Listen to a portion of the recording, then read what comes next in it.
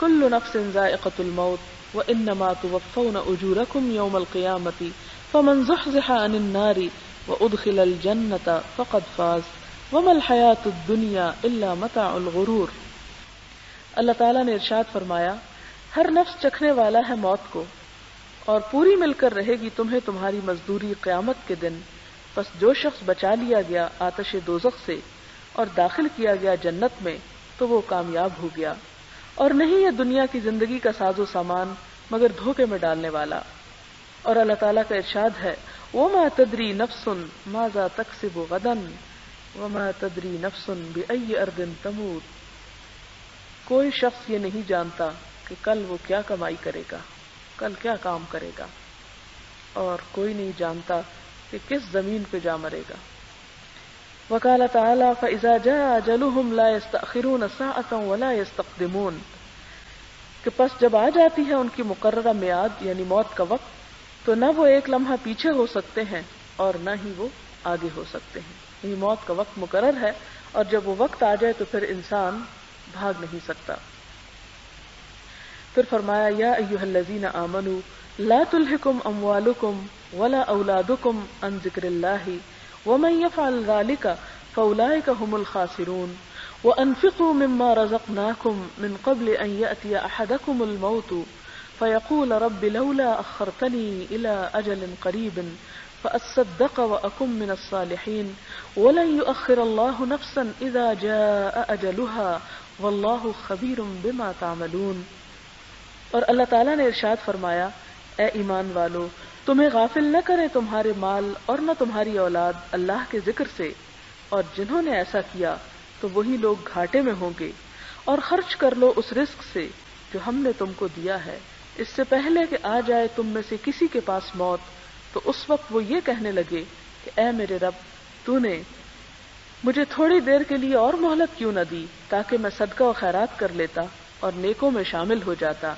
اور اللہ تعالیٰ مہلت نہیں دیا کرتا کسی شخص کو جب اس کی موت کا وقت آ جائے، اور اللہ تعالیٰ خوب جانتا ہے جو تم کیا کرتے ہو۔ اور اسی طرح ایک اور آیت ہے، حتی اذا جاء احدهم الموت قال رب ارجعون لعلی اعمل صالحا فیما ترکت کلا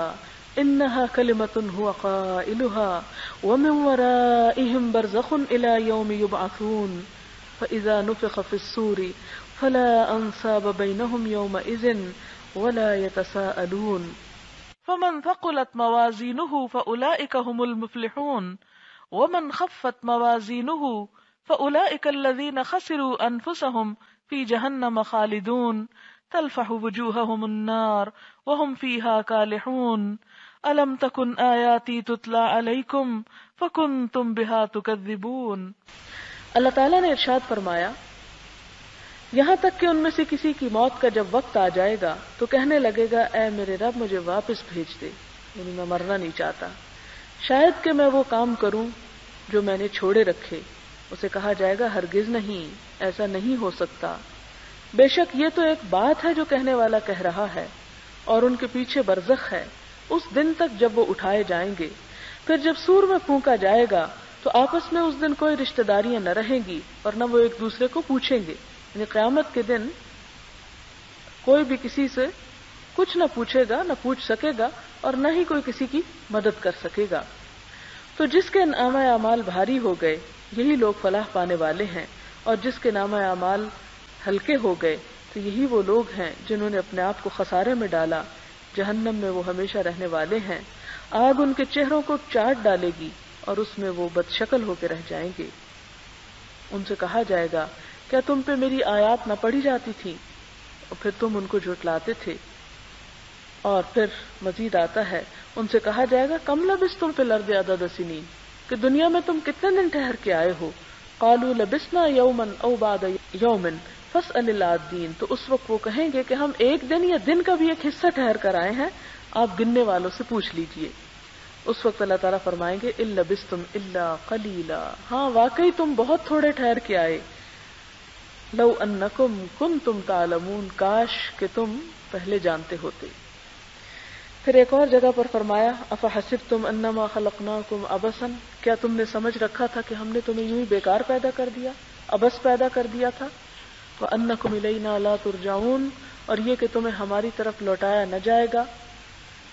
اور اللہ تعالیٰ نے فرمایا أَلَمْ يَأْنِ لِلَّذِينَ آمَنُوا أَن تَخْشَعَ قُلُوبُهُمْ لِذِكْرِ اللَّهِ وَمَا نَزَلَ مِنَ الْحَقِّ وَلَا يَكُونُوا كَالَّذِينَ أُوتُوا الْكِتَابَ مِن قَبْلُ فَطَالَ عَلَيْهِمُ الْأَمَدُ فَقَسَتْ قُلُوبُهُمْ وَكَثِيرٌ مِّنْهُمْ فَاسِقُونَ۔ کیا ابھی وہ وقت نہیں آیا اہل ایمان کے لیے کہ جھک جائیں ان کے دل یاد الہی کے لیے اور اس سچے کلام کے لیے جو اترا ہے؟ یعنی ابھی وہ وقت نہیں آیا، اور نہ بن جائیں ان لوگوں کی طرح جنہیں کتاب دی گئی اس سے پہلے، پس لمبی مدت گزر گئی ان پر تو سخت ہو گئے ان کے دل، اور ایک کثیر تعداد ان میں سے نافرمان بن گئی۔ یعنی لمبے عرصے تک جب دنیا میں کوئی تکلیف نہ آئی، کوئی آزمائش نہ گزری، تو وہ خدا سے غافل ہوتے چلے گئے۔ اس سلسلے کی پہلی حدیث حضرت ابن عمر سے، کہتے ہیں کہ حضور صلی اللہ علیہ وسلم نے میرے کندھوں کو پکڑا اور فرمایا دنیا میں اس طرح رہو گویا تم پردیسی یا مسافر ہو۔ اور حضرت ابن عمر فرمایا کرتے تھے جب شام ہو تو صبح کا انتظار نہ کیا کرو، اور جب صبح ہو تو شام کا انتظار نہ کیا کرو۔ صحت کی حالت میں مرض کے لیے کچھ حاصل کر لو، اور زندگی میں موت کے لیے کچھ سامان جمع کر لو۔